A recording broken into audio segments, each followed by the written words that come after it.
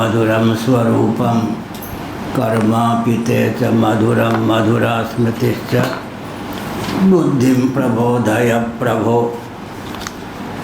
मधुबोधशक्तिं विद्यां प्रयच्छ परमां परिभावयामि कोमलं कूजयन् वेणुं श्यामलोऽयं कुमारकः वेदवेद्यं परं ब्रह्म भासतां हृदये मम पूजन्तं राम रामेति मधुरं मधुराक्षरम् आरुह्य कविताशाखां वन्दे वाल्मीकिकोकिलं निगमकल्पतरोर्गलितं फलं शुकमुखादमृतद्रवसंयुतं पिबत भागवतं रसमालयं मुहुरहो रसिका भुवि भावुकाः तृणादपि सुनिचेन तरोरपि सहिष्णुना अमानिना मानदेन कीर्तनीय सदा हरि नारायणाखिल गुरो भगवन् नमस्ते शिवाय नमः शिवलिंगाय नमः तन्मे मनः शिव संकल्पमस्तु सर्वे भवन्तु सुखिनः।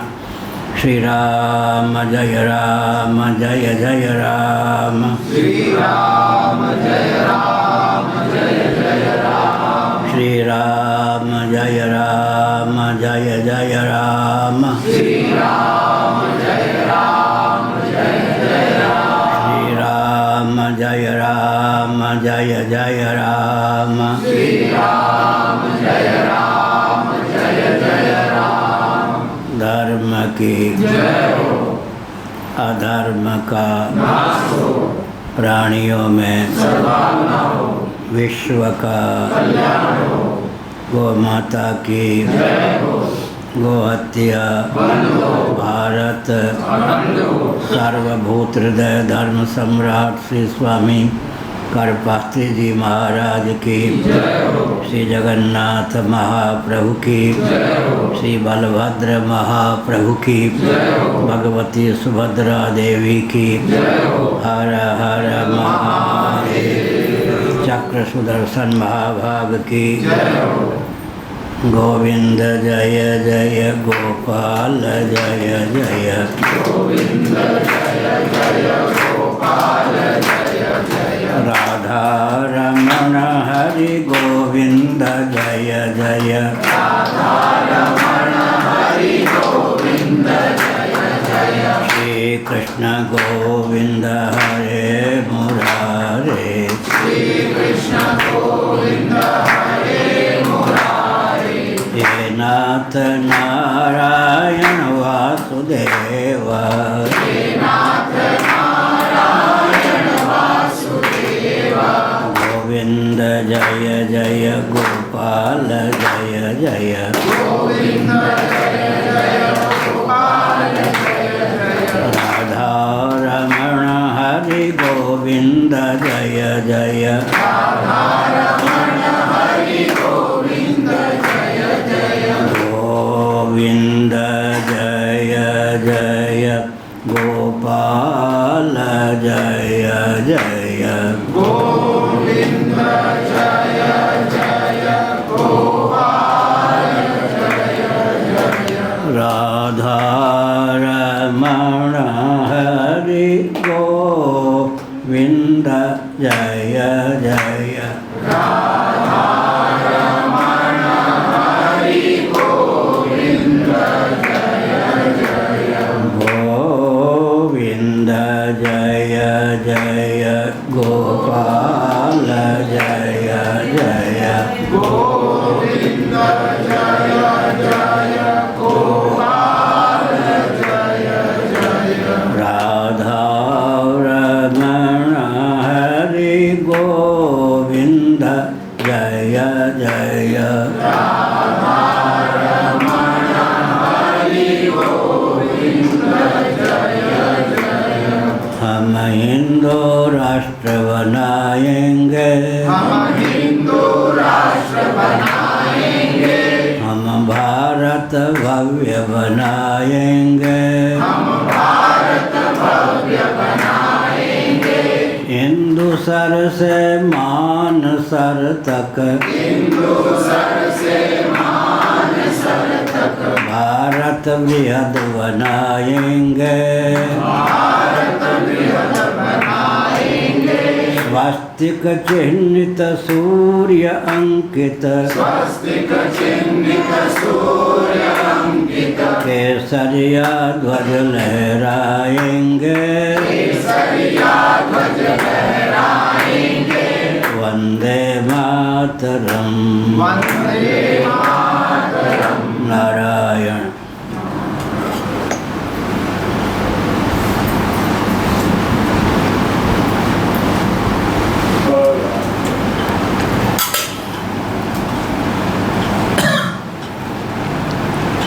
ब्रह्मसूत्र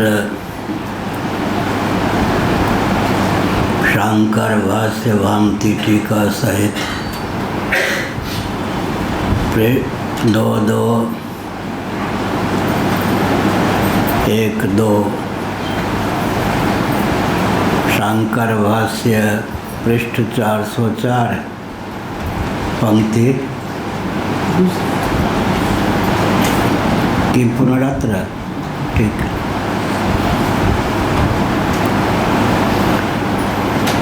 किम पुनरत्र युक्तम यस्मिन् प्रवृत्तिर्दृष्टा तस्य सा उत यत् संप्रयुक्तस्य दृष्टा तस्य सेति ननु यस्मिन् दृश्यते प्रवृत्तिः तस्यैव सेति युक्तम् उभयोः प्रत्यक्षत्वात् न तो प्रवृत्त्याश्रयत्वेन केवलश्चेतनोरथादिमत् प्रत्यक्षः प्रवृत्त्याश्रय देहादि संयुक्तस्यैव तु चेतनस्य सद्भावसिद्धि केवला चेतनरथादि वैलक्षण्यं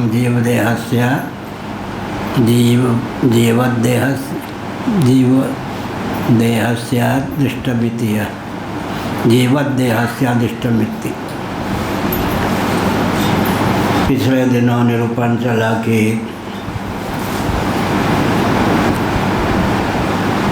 मृत्तिका है, स्वयं लुढ़क पुढ़क कर घट कुल्लड़ सकोरे आदि के रूप में उल्लसित हो परिणत हो संभव नहीं है। चेतन से प्रयुक्त होकर ये मृत्तिका घट आदि कार्यों के रूप में उल्लसित हो सकती है, अन्यथा नहीं। उसकी विशेष अर्थक क्रियाकारिता के लिए कुलाल चेतन की अपेक्षा है। तद्वत् सुवर्ण धातु से हम ही पुढ़कती कटक मुकुट कुंडलादि आभूषणों के रूप में विविध सुवर्ण पात्रों के रूप में स्वयं को व्यक्त कर दे, ऐसा संभव नहीं। माना कि घटादि कार्यों का उपादान कारण मृत्तिका ही सिद्ध है, लेकिन निमित्त कारण प्रयोक्ता का ही स्वीकृति अपेक्षित है। किसी चेतन जानकार कुलाल से प्रयुक्त होकर ही मिट्टी घटादि कार्यों के रूप में उल्लसित होती है। तद्वत् सुवर्ण धातु कटक मुकुट कुंडलादि आभूषणों के रूप में विविध पात्रों के रूप में उल्लसित होती है। तद्वत् त्रिगुणात्मक जो प्रधान है वो आत्म चैतन्य या परमात्मा तत्व से नियंत्रित होकर ही महासार के प्रारंभ में आकाश वायु तेज जल पृथ्वी आदि के रूप में उल्लसित हो सकता है, अन्यथा नहीं। यह कहा सत्य सहिष्णुता की क्रमिक अभिव्यक्ति अपेक्षित है। एक आ जाए पादुका थोड़ा इधर खिसका दीजिए, आगे कर दो। हाँ, तो हमने कहा कि सत्य सहिष्णुता की क्रमिक अभिव्यक्ति अपेक्षित है। जो परम सत्य है, वस्तु स्थिति है, उसको एकाएक व्यक्त करना संभव होने पर भी उसकी श्रोताओं में सहिष्णुता संभव नहीं है। जैसा कि मैंने पिछले दिनों कहा, सत से सत की उत्पत्ति, सत से असत की उत्पत्ति, सत से सदसत की उत्पत्ति संभव नहीं। तद्वत् असत से सत की, असत से असत की, असत से सदसत की उत्पत्ति भी संभव नहीं है। तद्वत् सदसत से सत, असत, सदसत की उत्पत्ति संभव नहीं है। उत्पत्ति के 9 ही प्रकार बन सकते हैं। युक्ति पूर्वक विचार करने पर एक भी प्रकार सिद्ध नहीं होता, लेकिन जगत परिलक्षित होता है। इससे मानना चाहिए कि मूलतः अजातवाद होने पर भी ईश्वर के द्वारा प्रयुक्त होकर ही त्रिगुणात्मक प्रधान महासार के प्रारंभ में आकाश आदि कार्यों के रूप में उल्लसित होता है, और जो जीव होते हैं उनके शुभाशुभ कर्मों को द्वार बनाकर ही भगवान जगत की रचना करते हैं, स्थावर जंगम प्राणियों के रूप में जीवों को उल्लसित करते हैं। परमात्मा आप्तकाम है, उनकी कोई अपनी स्पृहा नहीं, लेकिन जीवों के कल्याण के लिए ही महासर के प्रारंभ में सृष्टि संरचना में उनकी प्रीति प्रवृत्ति परिलक्षित होती है। जीव शुभाशुभ कर्मों को कर तो सकते हैं, लेकिन अशुभ कर्मों का फल भोगने के लिए उद्यत नहीं हो सकते। अशुभ कर्मों के फल के रूप में नरक आदि की रचना भी जीव करने में समर्थ नहीं। पुण्य का संपादन तो कर सकते हैं, लेकिन पुण्य के फलस्वरूप देवयोनि प्राप्त करना उनके संभव नहीं। स्वर्ग आदि की रचना करना भी उनके बस की बात नहीं। इसलिए अल्पज्ञ जीव जो है वो भोक्ता कर्ता होने पर भी सृष्टा नहीं हो सकता है। इस प्रकार उत्पत्ति स्थिति समृद्धि निग्रह अनुग्रह संगम पंचकृत्य के निर्वाहक भगवान जो सर्वज्ञ सर्वशक्तिमान है वही सिद्ध होते हैं, यह सब कहा गया। तो कम से कम परमात्मा को निमित्त कारण के रूप में स्वीकार कर लें। कोई जीव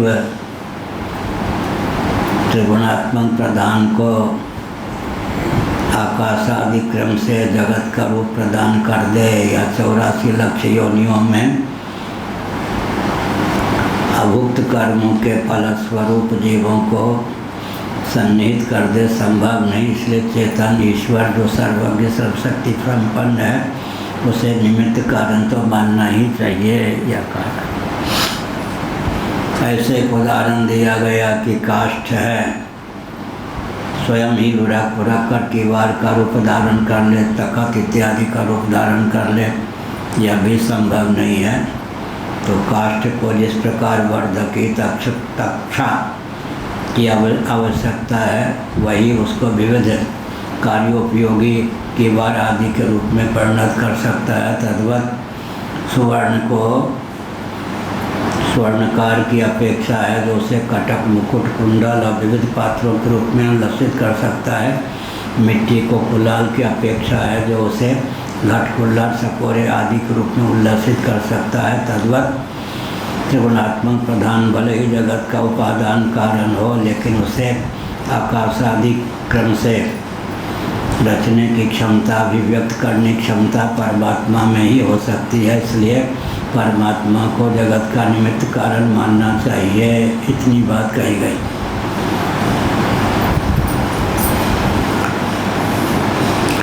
तथापि चेतन संयुक्तस्य रथादे अचेतनस्य प्रवृत्तिर्दिष्टा। ऐसा होने पर भी चेतन संयुक्त जो रथादि हैं, अचेतन उनकी प्रवृत्ति पर लक्षित होती है। अश्व भी हो और रथवाहक भी हो तब तो काम चलेगा, नहीं तो नहीं चलेगा। न तो अचेतन संयुक्त से चेतन से प्रवृत्ति दृष्टा, न तो अचेतन संयुक्त चेतन से प्रवृत्ति दृष्टा।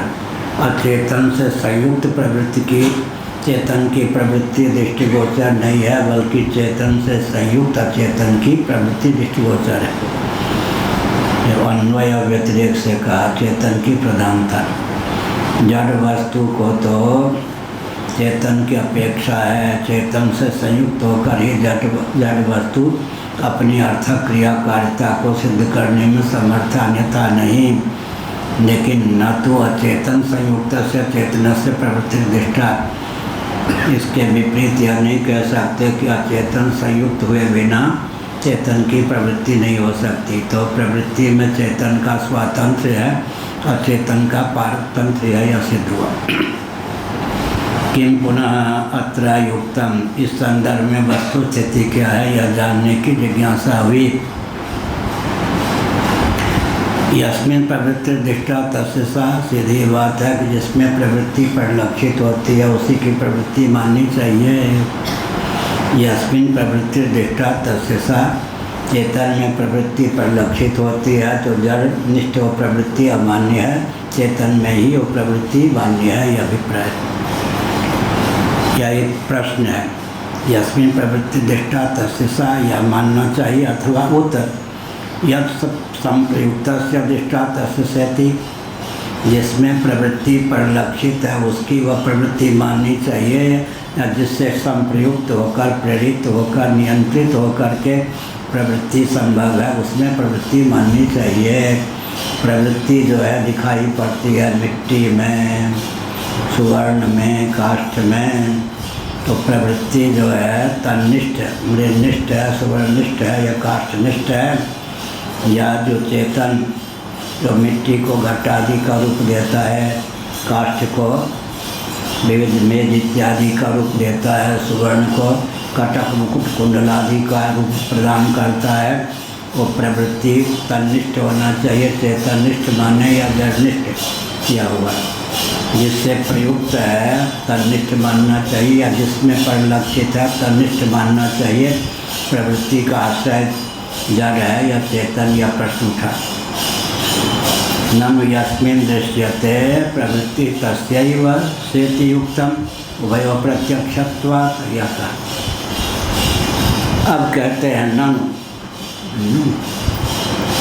ननु न छोटी आयु रही होगी, 5 साल की 6 साल की। एक ब्राह्मण देवता थे उस समय, इंजीनियर रहे होंगे वो, उनके यहाँ यज्ञों पवित्र कार्यक्रम में सुभद्रधा ये सब विद्वान आए हुए थे। कुतूहल का सब भी पहुँच गए, छोटी आयु थी। तो पंडित लोग आपस में ननु नच पूर्व पक्ष प्रस्थापित करने वाले कहें ननु, उत्तर पक्ष प्रस्थापित करने वाले कहें नच। इतनी याद हो गई, बच्चे तो थे, ननु नच ननु नच ननु नच, और कुछ है ही नहीं, बस ननु नच। यही हुआ ननु नच, या ननु से पूर्व पक्ष हो जाता है, नच से उत्तर पक्ष हो जाता है, नच ननु नच। क्या देख के आए, क्या सुन के आए, वहाँ तो कुछ नहीं, मिठाई उठाई तो मिलाई नहीं, मिठाई की प्राप्ति हुई नहीं, मुँह मीठा हुआ नहीं, ननु नच सुन के आया। बच्चे लोग तो बच्चे होते थे। ऐसे बचपन में एक पड़ोसी का नाम था निरसन, तो बच्चे तो उपद्रवी होते ही, हम लोग आपस में कहें, शिव शंकर का समझ में आता है, कृष्ण चैतन्य का समझ में आता है, कृष्णानंद रामानंद सब का समझ में आता है, किसी बुद्धों ने नाम रखा होगा निरसन। सब ने वहाँ किसी बुद्धों ने रखा होगा। जब इधर का पाला पड़ा तो निरसन माने निरसन, अतः निरसन, अतः व्यावृत्ति बहुत ऊंचा शब्द है। तो छोटी आयु में हम कहते थे किसी मूर्ख ने रखा होगा इस पंडित का नाम निरसन। निरसन क्या होता है भाई? बच्चों ने कहा बिल्कुल ठीक, किसी मूर्ख ने रखा होगा। बच्चों की दुनिया अलग होती है। ननु यस्मिन् दृश्यते प्रवृत्ति तस्यैव सेति युक्तम। अब कहा है ननु से, ऐसा मान लें कि जिसमें प्रवृत्ति परिलक्षित होती है उसी की वो प्रवृत्ति मान ली जाए। उभयो प्रत्यक्षत्वात्, यह है प्रवृत्ति भी प्रत्यक्ष है और प्रवृत्ति का आश्रय भी प्रत्यक्ष ही है। अब प्रत्यक्ष में भी तारतम्य होता ही है ना, घटादि भी प्रत्यक्ष, घटादि भी प्रत्यक्ष है या नहीं? प्रत्यक्ष ही है। मनोवृत्ति भी प्रत्यक्ष है, इंद्रिय वृत्ति भी प्रत्यक्ष। अगर ऐसा कहें तो साक्षी के लिए तो प्रत्यक्ष है, अन्यों के लिए अनुमेय है।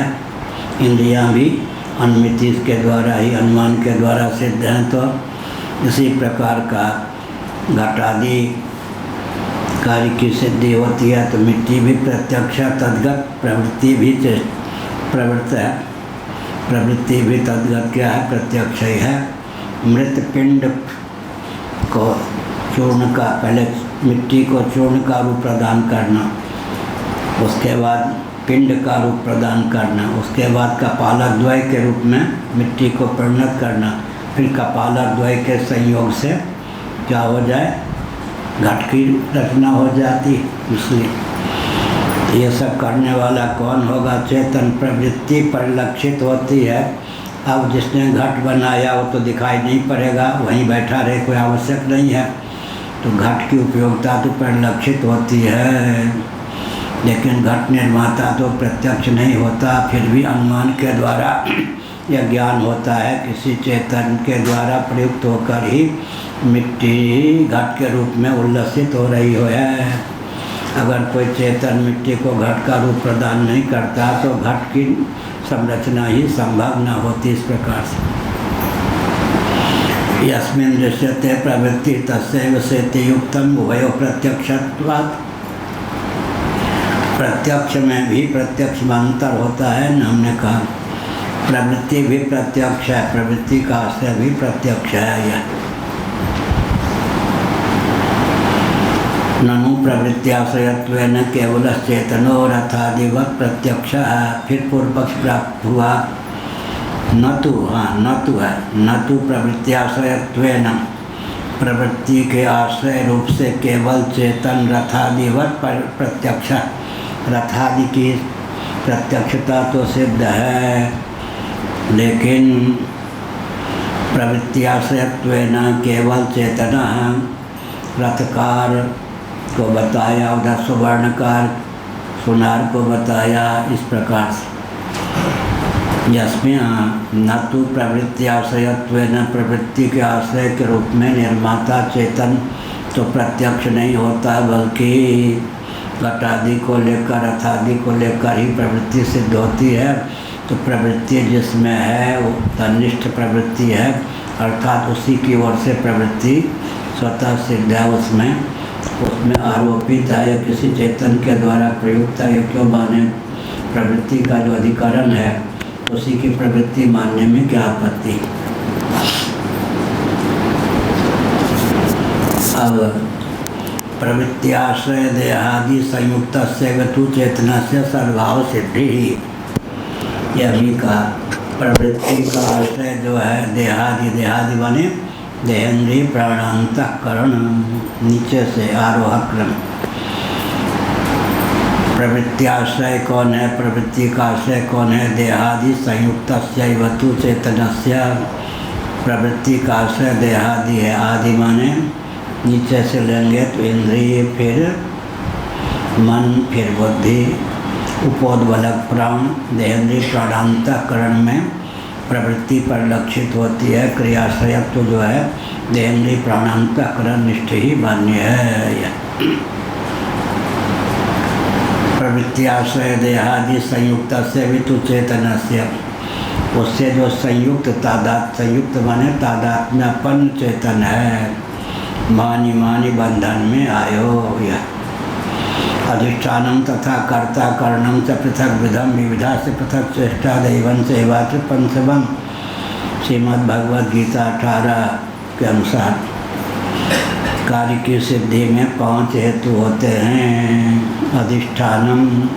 अधिष्ठान अपेक्षित है। पिछले दिन उदाहरण दिया, रेल की पटरी है और रेल के डब्बे हैं, इन्हीं का नाम अधिष्ठान हो गया व्यवहार में। कर्ता ड्राइवर है, चालक है। करणम से पृथक विधम, ब्रेक इत्यादि विविध प्रकार के कारण हैं। और विविधा से पृथक चेष्टा, इसी प्रकार से करणगत विविध प्रकार की चेष्टा है। दैवम सेवात्र पंचमम, सिग्नल आदि दिखाना, ये सब चेष्टा है। और दैवम सेवात्र पंचमम, रेल कल कुशल गंतव्य तक पहुंचा दी जाए, इसके लिए दैव की अनुकूलता भी चाहिए। कहीं आंधी आ जाए, मुसलधार वर्षा हो जाए, भूकंप आदि हो जाए तो दैवी प्रकोप के कारण दुर्घटना ही हो जाए। किसी भी कार्य की सिद्धि के लिए 5 हेतु होते हैं। जैसे मैंने कहा कि दुर्घटना हो गई रेल की तो अधिष्ठानगत माने पटरीगत या डब्बेगत त्रुटि के कारण तो दुर्घटना नहीं हुई। ड्राइवर कर्ता के प्रमाद के कारण दुर्घटना तो नहीं हुई। ब्रेक आदि फेल हो जाने के कारण कारणगत त्रुटि के कारण तो दुर्घटना नहीं हुई। अधिष्ठान तथा कर्ता कारणम से पृथक उद्यम विविधा से पृथक चेष्टा सिग्नल आदि देने में त्रुटि के कारण तो दुर्घटना नहीं हुई। और दैवन सेवात्र पंचमम, दैव का अर्थ यहाँ पर आंधी कोहरा तूफान आदि, आंधी के कारण मूसलाधार वर्षा के कारण कोहरा आदि के कारण दैवी प्रकोप के कारण तो दुर्घटना नहीं हुई। कार्य की सिद्धि में 5 हेतु होते हैं।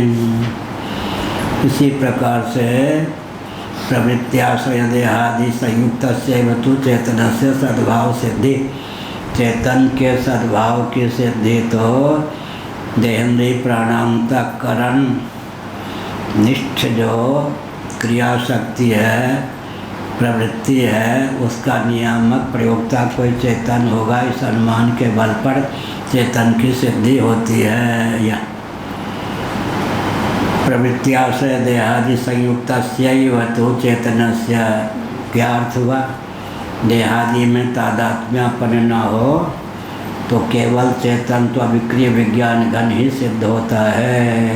यह कर्त्राधिकरणम ब्रह्मसूत्र में है, उसके अध्ययन से इस तथ्य का ही उद्भावना होती है। प्रवृत्त्याश्रय देहादि संयुक्त से भी तो चेतन से सद्भाव सिद्धि, चेतन के सद्भाव की सिद्धि का मतलब अनुमान के द्वारा।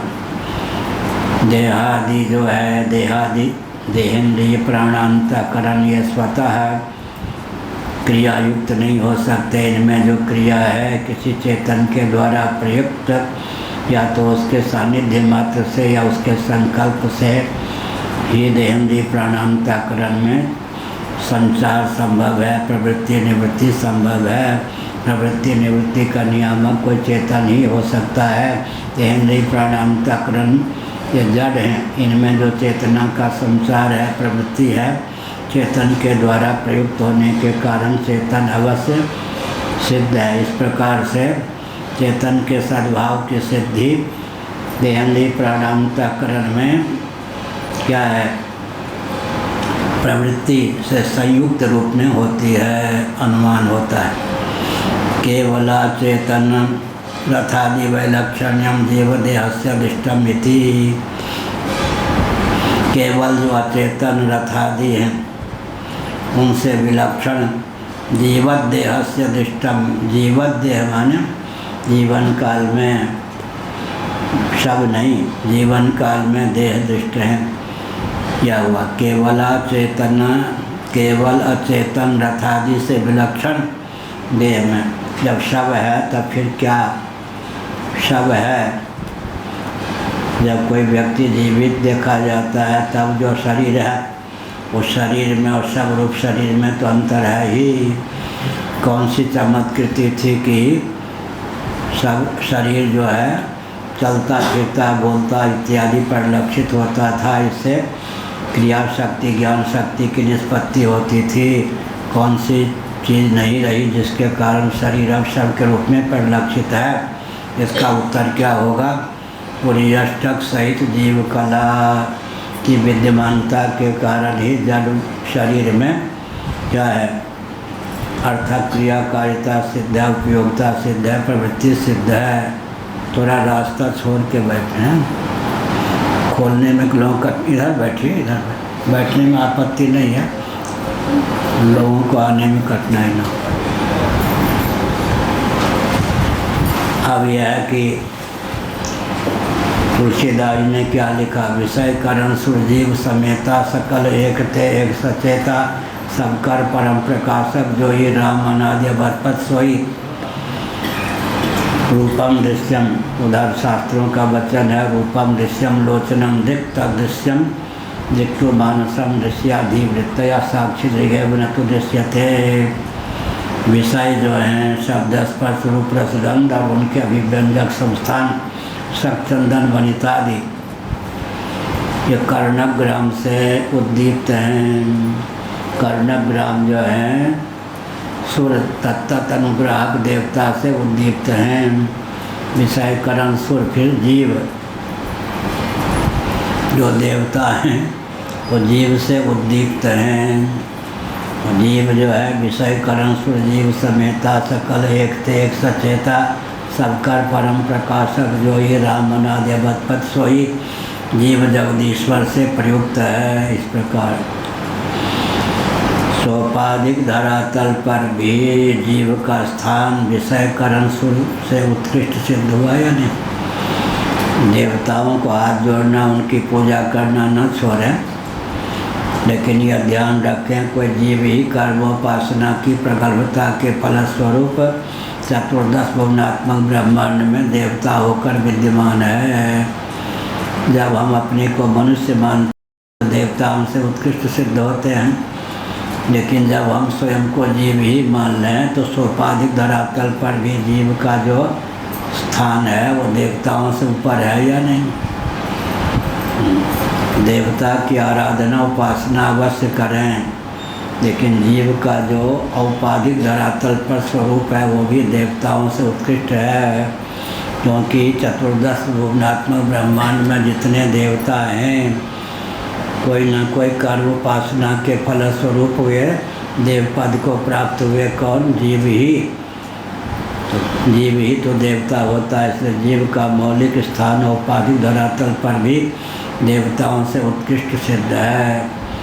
करुणानुग्राहक जो देवता हैं उनसे उत्कृष्ट जीव का स्थान हो गया। विषय करण सुर जीव समेता सकल एक ते एक सचेता। विषय प्रकाश हैं, जगत प्रकाश प्रकाशक राम, बहुत ऊँची बात। विषय प्रकाश्य हैं, कर्णग्राम प्रकाशक। कर्णग्राम जो है प्रकाश्य, अंत में मन, फिर देवता प्रकाशक, देवता भी प्रकाश्य हैं, अंत में जीव प्रकाशक सिद्ध होता है। अविद्योपाधिक जीव है तो जीव भी अंत में ईश्वर के अधीन सिद्ध होता है। विद्योपाधिक ईश्वर से नियंत्रित सिद्ध होता है। निरुपाधिक धरातल पर जीव जगत और जगदीश्वर तीनों का स्वरूप एक ही सिद्ध होता है, लेकिन विशुद्ध सत्व के योग से, विशुद्ध सत्वात्मिका प्रकृति में तादात्म्यापत्ति के योग से चेतन का नाम ईश्वर हो जाता है। मलिन सत्वगुण प्रधान प्रकृति में तादात्म्यापत्ति के कारण चेतन का नाम जीव हो जाता है। तमः प्रधान प्रकृति को लेकर जगत की संरचना होती है। जीव जगत जगदीश्वर तीनों का मौलिक स्वरूप सच्चिदानंद स्वरूप परमात्मा तत्व ही सिद्ध होता है। फिर प्रश्न उठा पर प्रकृति तो एक है, लेकिन जीव जगत जगदीश्वर तीन रूपों में अपने आश्रय ब्रह्म तत्व को उल्लसित कैसे करती है, जिसका उत्तर हुआ तीन रूपों में उल्लसित हो जाती है। शुद्ध सत्व के योग से ब्रह्म को जगदीश्वर के रूप में, मलिन सत्व के योग से ब्रह्म को जीव के रूप में, तमः प्रधान प्रकृति के योग से ब्रह्म को जगत के रूप में उल्लसित करती है। प्रवृत्त्याश्रय देहादि संयुक्त से वितु चेतन से सद्भाव सिद्धि। केवला चेतन रथादि वैलक्षण्यम जीवदेह से दृष्टमिति। केवला चेतन, केवल चेतन रथादि वैलक्षण्यम जीवदेह से दृष्टम। केवल अचेतन जो रथादि हैं उनसे विलक्षणता जीवत देह से जीवन काल में देह की स्थिति है। रथादि से विलक्षण है यह चलना फिरना, ये सब वो किसके कारण? इंद्रिय अंतःकरण प्राण और इनके नियामक जीव के कारण। जीवत देह से, जीवत का देह से, नहीं तो शव रूप देह तो फिर रथादि के समान ही हो जाते हैं। अतएव च प्रत्यक्ष देह सति दर्शनात् असति च दर्शनात् देहस्यैव चैतन्यम अपीति लौकिक लौकायतिका प्रतिपन्ना। लौकायतिक माने चार वाक। लौकायतिक लोक से लौक, लौकायतिक, लौकायतिक माने चार वाक। देहात्मवादी जो हैं चार वाक चेतना विशिष्ट शरीर को आत्मा मानने वाले लौकायतिक, लोक में व्याप्त अधिकांश व्यक्ति तो क्या देहात्मवादी ही होते हैं। बुरा न मानो होली है। बहुमत तो उन्हीं का है ना, किनका। अब बहुमत के आधार पर होगा काम तो बन गया फिर। मुकदमा लड़ने वाले अधिक होते हैं या वकील अधिक होते हैं? वकीलों की संख्या तो मुकदमा लड़ने वालों से बहुत कम होती है या नहीं? ऐसे अध्यापक एक हैं, विद्यार्थी बहुत होते हैं। लोक में जो व्याप्त है, बहुमत से अगर कहें तो चारवाक ही विजयी हो जाएंगे। क्यों मोदी जी?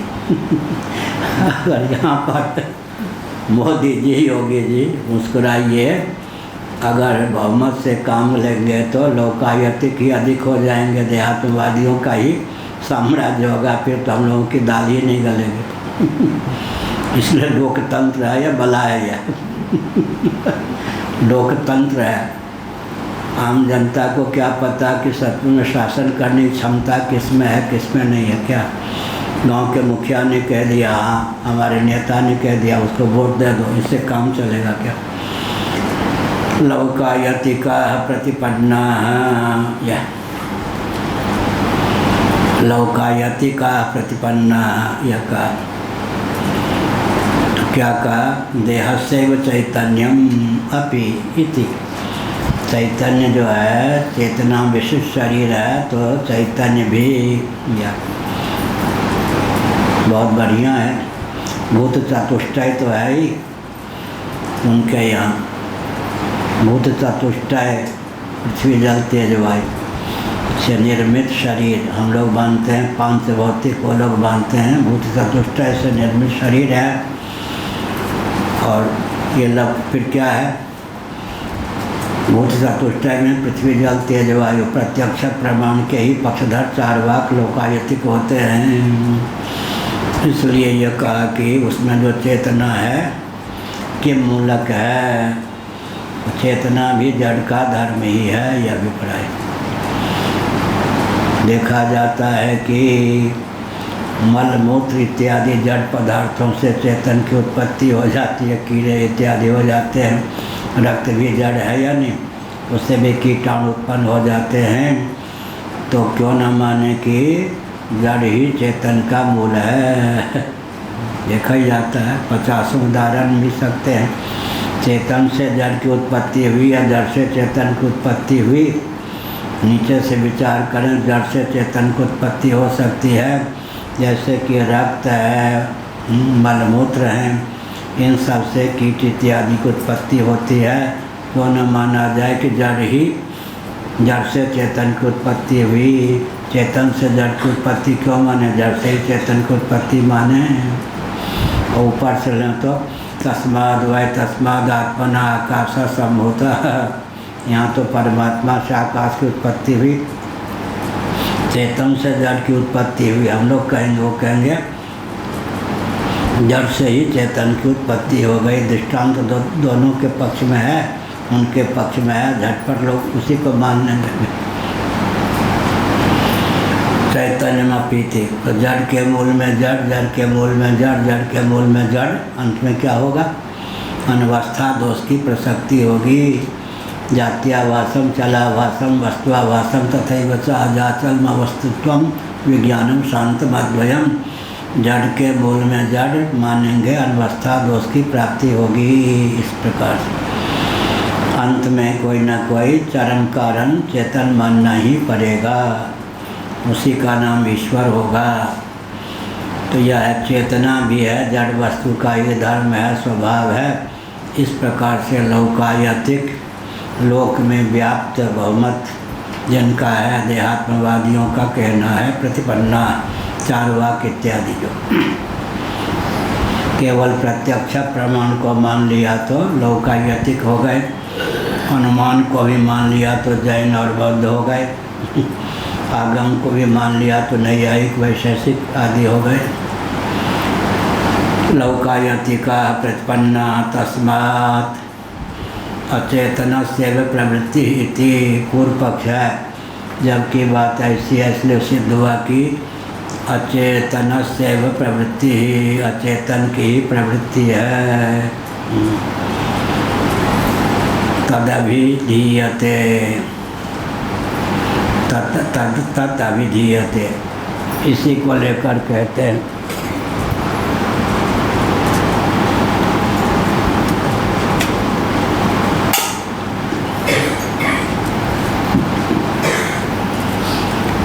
न ब्रह्मो यस्मिन् चेतने प्रवृत्ति दृश्यते न तस्य सेति। हम यह नहीं कह रहे कि जिस चेतन में प्रवृत्ति दृष्टिगोचर होती है न तस्थिति उसके वह नहीं है। न ब्रह्मो यस्मिन् चेतने, यस्मिन् चेतने, यस्मिन् अचेतने, जिस अचेतन में प्रवृत्ति दृष्टिगोचर होती है उसकी वह नहीं है, ये तो नहीं कह रहे। अब दूध जो है जामुन डाल दें तो धीरे धीरे दही का रूप धारण कर ले, और सर्दी के दिनों में जामुन न डालें तो दूध दही का रूप अपने आप धारण कर ले, तो उसमें प्रवृत्ति तो होती है। जड़ वस्तु में भी प्रवृत्ति तो होती है, लेकिन चेतन के द्वारा प्रतिष्ठित होकर, आधान होकर, अधिष्ठित होकर न ब्रह्मो यस्मिन् चेतने प्रवृत्ति दृश्यते न तस्थिति। हम तो यह नहीं कह रहे जिस अचेतन में प्रवृत्ति दृष्टिगोचर होती है उस प्रवृत्ति का आश्रय वह चेतन नहीं है, ऐसा तो नहीं कह रहे। अब वो लिखते हैं कलम में प्रवृत्ति होगी या नहीं। हम कैसे कहेंगे कि कलम में प्रवृत्ति नहीं है, या पंखा अभी जड़ है या नहीं। इसके चलने से हम थोड़े कहेंगे कि पंखा जड़ है, इसमें प्रवृत्ति नहीं है। प्रवृत्ति नहीं है तो हवा इससे कैसे प्राप्त है, बल्ब के द्वारा प्रकाश कैसे प्राप्त है, लेकिन अंत में कोई न कोई प्रयोगता मानना पड़ेगा ना। चेतन प्रवृत्ति जिसमें परिलक्षित है उसमें प्रवृत्ति नहीं है, हम थोड़े कहेंगे। लेकिन प्रवृत्ति जिस वस्तु में दिखाई पड़ती है उस वस्तु में जो प्रवृत्ति है चेतन से प्रयुक्त है, इतने सहिष्णुता तो आनी चाहिए। हाँ, तस्माद् अचेतन से वे प्रवृत्ति रीति तद विधीयते न ब्रह्मो यस्मिन् अचेतने प्रवृत्ति दृश्यते न तस्य सेति भवितु तस्यैव सा। कल्पना करें कि उसी की वह प्रवृत्ति है, जिसमें प्रवृत्ति दिखाई पड़े उसी की वह प्रवृत्ति है। फिर आप बोलते क्या है, सातु चेतना भगवती इति ब्रह्मा। प्रवृत्ति का जो अधिकरण है उसमें प्रवृत्ति है, इसका हम खंडन कहाँ कर रहे हैं। लेकिन चेतना भगवती, किसी भी जड़ वस्तु में जो प्रवृत्ति है जड़ निष्ठ परिलक्षित होने पर भी, प्राप्त होने पर भी, मान्य होने पर भी चेतन प्रयुक्त है। इतनी सी बात कह रहे। अधिक तद्भावे भवात् तत् अभावे च भावात् अन्वय व्यतिरेक है। चेतन से प्रयुक्त होने पर उसमें क्या है, प्रवृत्ति है। चेतन से अप्रयुक्त होने पर, और कौन चल रहा है अभी 25, कौन वैज्ञानिक तो यहाँ बैठे, क्या गया अभी चंद्रयान, चंद्रयान है ना। हाँ, तो चंद्रयान तो आप लोगों से प्रयुक्त होके तो गया है। ठीक है, गया तो चंद्रयान, लेकिन वहाँ भेजने वाले कोई आप तो है ना, आप लोग हैं ना। यही आशीर्वाद तो है, लेकिन मूल बात तो यह है ना। इसी प्रकार से जड़ में जो प्रवृत्ति परिलक्षित होती है वो चेतन से प्रयुक्त होती है, इसको तो मानने की आवश्यकता है या नहीं। आज दिन में कहा था कथा सरित सागर में एक ऐसे महानगर का वर्णन है जिसमें मनुष्य भी यांत्रिक ही थे, पशु भी यांत्रिक ही थे, लेकिन एक तो कम से कम मनुष्य था जो सबका संचालक था। ऐसे यांत्रिक मनुष्य इत्यादि सब मान लेंगे तो अंत में कोई न कोई प्रयोक्ता एक चेतन को तो मानना ही पड़ेगा। यह कहा कि जिसमें प्रवृत्ति है, प्रवृत्ति किसमें है, आजकल चंद्रयान में है मान लो, इसका हम खंडन नहीं कर रहे। 7 घंटी बज गई, इसका खंडन हम कैसे करेंगे। समय हो गया, इसका खंडन हम कैसे करेंगे। पेट में भूख लग गई, भोजन का समय हो गया, उसका खंडन हम कैसे करें? सातु चेतना भवति इति ब्रह्मा, जिसमें प्रवृत्ति है, परिलक्षित है, उसी में प्रवृत्ति रहे, हमको कोई आपत्ति नहीं, हम भी मानते हैं, लेकिन चेतन से वो प्रयुक्त है, इतनी बात और स्वीकार कर लीजिए। अरे भाई चेतन को कहीं घुसने तो दो फिर देखो क्या होता है, चूहे को कमरे में घुस जाने दो, फिर देखो क्या होता चेतन को कोई एक प्रवेश का रास्ता दो ना, फिर वो तो क्या निमित्त ही नहीं, उपादान भी बन जाएगा और जड़ को अपनी शक्ति बना लेगा। क्या चेतन को घुसने दो, कहीं ठौर ठिकाना तो दो ना। भिवानी में एक विद्यालय में भिवानी में एक विद्यालय में विद्यार्थी लोग, भिवानी है हरियाणा में, एक विद्यालय में विद्यार्थी लोग पढ़ रहे थे। एक अनजान व्यक्ति आके बैठ गया। भोजन परोसने वाले ने कहा कि आप कहाँ से आ गए? किसने बुलाया आपको? अंग्रेज़ों को किसने बुलाया था? अंग्रेज़ों को किसने बुलाया था? वो आ गए, हमको भूख लगी, हम आ गए। और लोग हंसने लगे, हम ठीक है भोजन की ऐसे ही सातु चेतना भवति इति ब्रह्मा तद्भावे भावा तद अभावे अभावा च भावा। अन्वय व्यतिरेक की बात, जिसके रहने पर जो हो, वस्तु और व्यक्ति के न रहने पर उसकी उपयोगिता का ज्ञान होता है। अभी पंखा है, बिजली के रहने पर अब बिजली चली जाए तो न प्रकाश न हवा, तब मालूम पड़ेगा ये बिजली की करामात। अच्छे अच्छे महापुरुष आते हैं, लोग समझते हैं हाँ ये भी हमारी तरह हैं, जब चले जाते अरे सब कुछ गया, जो कुछ चाहो, जो कुछ विशेषता थी उस व्यक्ति के कारण थी। इसी प्रकार से बहुत बढ़िया कहा। क्या कहा? तद्भावे भावा तद अभावे अभावा, जिसके रहने पर जो हो, जिसके न रहने पर जो न हो, उसके द्वारा वो प्रयुक्त है। मान लिया कि प्रवृत्ति जड़निष्ठ है, लेकिन चेतन के द्वारा प्रयुक्त है। चेतन के द्वारा प्रयुक्त न हो तो प्रवृत्ति भी संभव न हो। तो जड़ वस्तुनिष्ठ प्रवृत्ति तो है, लेकिन जड़ वस्तु का नियामक जो है कोई न कोई चेतन तो मानना पड़ेगा।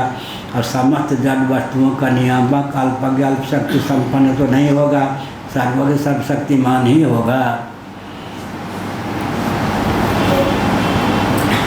सातु चेतना भवति इति ब्रह्म तद्भावे भावा तदभावे च भावा। यथा काष्ठादि व्यपाश्रयापि दाह प्रकाश लक्षण विक्रिया अनुपलम्भमानापि न केवले ज्वलने ज्वलनादेव भवति तत्संयोगे दर्शनात् तद्वियोगे च अदर्शनात् तद्वत् उदाहरण दे दिया। यथा काष्ठादि व्यपाश्रयापि दाह प्रकाश लक्षण विक्रिया अनुपलभ्यमानापि न केवले ज्वलने ज्वलनादेव भवति तत्संयोगे दर्शनात् या तद्वियोगे च अदर्शनात्। या काष्ठादि है, अग्नि के संयोग से उसमें दाह भी और प्रकाश है। अग्नि का संयोग न रहे तो न दाह न प्रकाश, इसलिए दाह प्रकाश तो है काष्ठ में, लेकिन किसके संयोग से? अग्नि के संयोग से न। तद्वत क्रिया का आश्रय मान लें जड़ वस्तु को, मिट्टी आदि को, लेकिन क्रिया का आश्रय जिसके कारण है उसको तो मानना पड़ेगा। चेतन से प्रयुक्त होकर ही जड़ में क्रिया की निष्पत्ति होती है, अर्थात नियामकत्व तो चेतन को मानना ही पड़ेगा। यह कहा।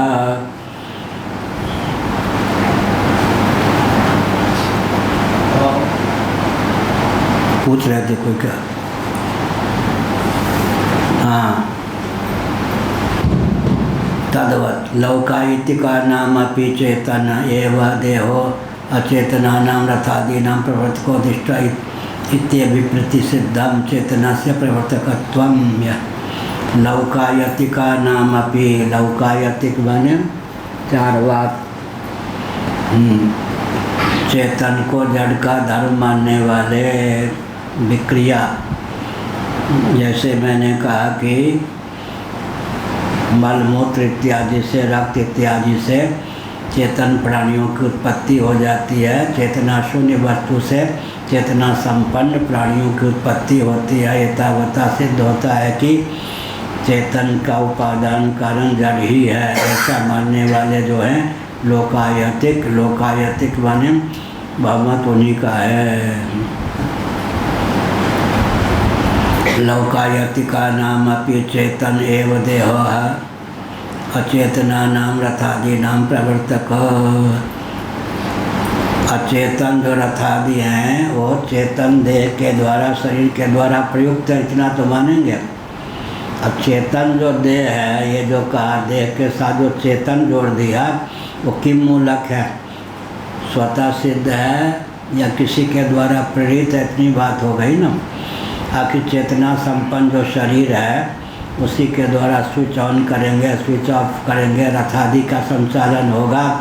तो शरीर तो ठीक है, लेकिन शरीर के साथ साथ वो जो क्या कहा, केवल अचेतन को लेकर नहीं ना। लौकायिति का नाम अपि चेतन एव देहो अचेतना नाम रथादि नाम प्रवर्तक है। उनके यहाँ भी चेतन ही अचेतन रथादि का चेतन शरीर कहेंगे। तो चेतन शरीर माने जैसे काष्ठी अगर दाहक है, प्रकाशक है, तो किसके योग से, अग्नि के योग से ना। इसी प्रकार से समझना चाहिए, शरीर की अपेक्षा जो बाह्य पदार्थ हैं रथादि, उनको तो अचित मानेंगे, चेतन शरीर को मानना ही पड़ेगा चार वाकों के यहाँ। तो रथादि की अपेक्षा शरीर में जो है विलक्षणता माननी पड़ेगी। और विलक्षणता के मूलक है, इस पर विचार करने पर अंत में मानना पड़ेगा कि शरीरगत चेतना के कारण है और चेतना के मूलक है। इच्छा द्वेषा सुखम दुखम संघात चेतना धृति तब क्षेत्रम, चेतना भी क्षेत्र ही है। तो प्रश्न उठा कि ये शरीर में क्या विलक्षणता है, रथादि में वो विलक्षणता क्यों नहीं है। तो उत्तर क्या होगा, हम आप जो हैं भगवत कृपा से, पुण्यों के प्रभाव से हमको ऐसा शरीर मिला है जिसके बाह्य भाग में पंच कर्मेंद्रियों को, पंच ज्ञानेंद्रियों को व्यक्त करने के संस्थान सन्निहित हैं। अभ्यंतर भाग में प्राणों को, अंतःकरण को व्यक्त करने के संस्थान सन्निहित हैं। इसका अर्थ क्या हुआ, हमारा आपका जो स्थूल शरीर है, समग्र लिंग शरीर, सूक्ष्म शरीर या अतिवाहिक शरीर का अभिव्यंजक संस्थान है। बाह्य हिस्से में पंच कर्मेंद्रियों को, पंच ज्ञानेंद्रियों को व्यक्त करने के संस्थान हैं। अभ्यंतर हिस्से में पंच प्राणों को, अंतःकरण पंचक या अंतःकरण चतुष्टय को व्यक्त करने के संस्थान हैं। इस प्रकार कर्मेंद्रिय, ज्ञानेंद्रिय, अंतःकरण और प्राण का संवेद स्वरूप जो लिंग शरीर या सूक्ष्म शरीर या अतिवाहिक शरीर है, उसको व्यक्त करने का संस्थान हमारे स्थूल शरीर में बाह्याभ्यंतर सन्निहित है। और सूक्ष्म शरीर कारण शरीर का अभिव्यंजक संस्थान है। कारण शरीर जीव का अभिव्यंजक संस्थान है, जीव जगदीश्वर का अभिव्यंजक संस्थान है। अभिव्यंग की अभिव्यक्ति अभिव्यंजक के अधीन होती है। अभिव्यंजक के तारतम्य से अभिव्यंग की अभिव्यक्ति में तारतम्य होता है। विद्युत की अभिव्यक्ति बल्ब और बादल के अधीन होती है। बल्ब और बादल के तारतम्य से विद्युत की अभिव्यक्ति में तारतम्य होता है। इस शरीर, यह जो कलम है, लेखनी है, यह है, इन सब से की अपेक्षा शरीर में विशेषता है या नहीं, विशेषता के मूलक है। इनकी अपेक्षा चेतन तो मानेंगे न शरीर को, लेकिन सब शरीर भी तो सब है। जीवित शरीर और सब शरीर में क्या अंतर हुआ, तो गोलक तो उसमें भी है। जैसे विद्युत, बिजली चली जाए तो बल्ब के रहने पर भी, पंखा के रहने पर भी प्रकाश पवन की प्राप्ति नहीं हो सकती। तो मानना पड़ेगा कि पंखा के माध्यम से जो वायु की प्राप्ति हो रही थी, बल्ब के माध्यम से प्रकाश की प्राप्ति हो रही थी, अन्वय व्यतिरेक से वो विद्युत के कारण थी। तो सब शरीर भी शरीर है, जीवित शरीर भी शरीर है। अंतर क्या हुआ, सब शरीर में पूरी अष्टक से जीव कला नहीं है, वो भी तादात्म्य पत्ति को लेकर। ये भी विशेष बात, सब शरीर में हजारों प्राणी हैं, यानी एक एक रक्त के बूंद में सैकड़ों प्राणी हैं, लेकिन जिस जीव की उस शरीर में तादात्म्य पत्ति थी, अहमियत थी, वो जीव चला गया।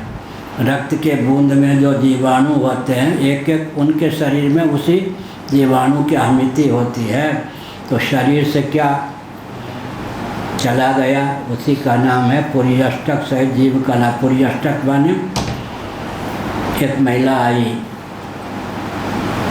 उसके पुत्र जो थे जम्मू कश्मीर में गुप्तचर विभाग के थे, और वो गुजरात परंपरा के थे, नियुक्ति उनकी थी जम्मू कश्मीर में गुप्तचर विभाग में। तो यात्रा करके घर गए जहाँ जम्मू कश्मीर में उनको स्थान मिला था। माता ने पूछा, बेटा कहाँ कहाँ गए तुम? माँ मैं तो भुवनेश्वर गया, ये सब बताया, उड़ीसा में। पुरी गए या नहीं? नहीं गया। शंकराचार्य का दर्शन किया या नहीं? नहीं, तेरी यात्रा विफल। हमारा कोई परिचय नहीं था उस माता से, महिला से। फिर कहा, अब तुम जगन्नाथपुरी जाना और पता लगाना कि शंकराचार्य जिन दिनों मठ में हों उन दिनों मैं जगन्नाथ जी का भी दर्शन करूंगी, शंकराचार्य का भी दर्शन करूंगी।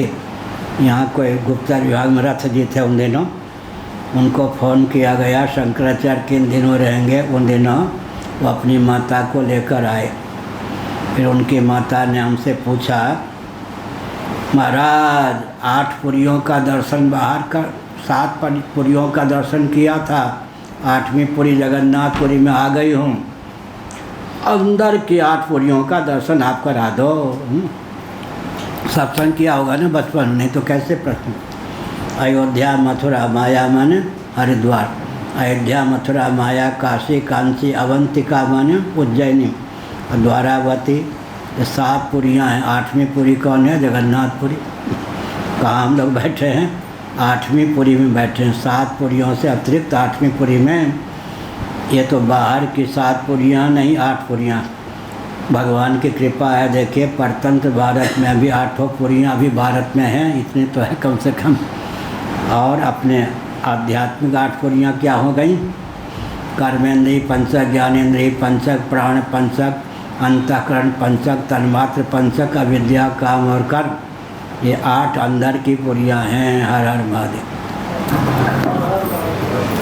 पार्वती